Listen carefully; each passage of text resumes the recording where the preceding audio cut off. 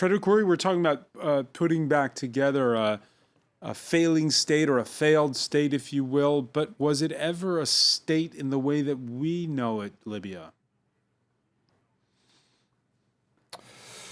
I think the short answer is it was a very weak and fragmented political entity. And we could go back to the legacy of the Italian colonial rule. Of course, Gaddafi's own peculiar brand of governance worsened that. I mean, he really gutted the state in terms of political institutions. He ruled in a highly personalized manner. He created a kleptocracy where he empowered his family. As we heard, he played tribal favorites. You could attribute some of Libya's problems to the I think the mixed blessing of oil wealth in terms of the bloated, public sector.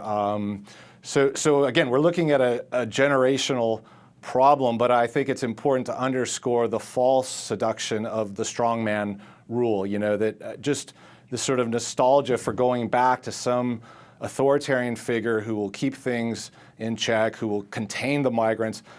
That's not going to work. I mean, we've seen that the lid's going to blow eventually, and when it blows, it's going to be quite violent. So we should avoid that analogy.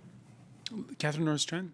Yeah, when I was in Tripoli, Western Libya, people there kind of nostalgic, but without saying we want, another Gaddafi.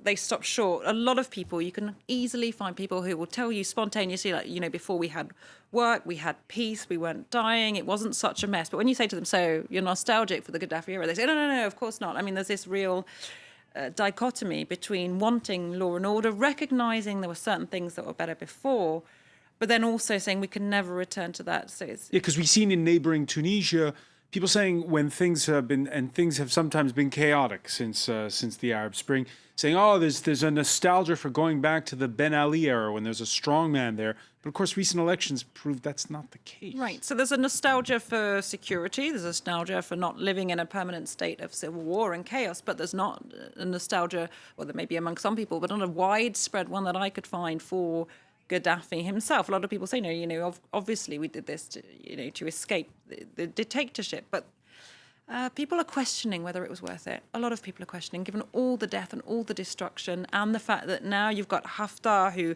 seems to be wanting to impose another strongman model. People are saying, what was this all for?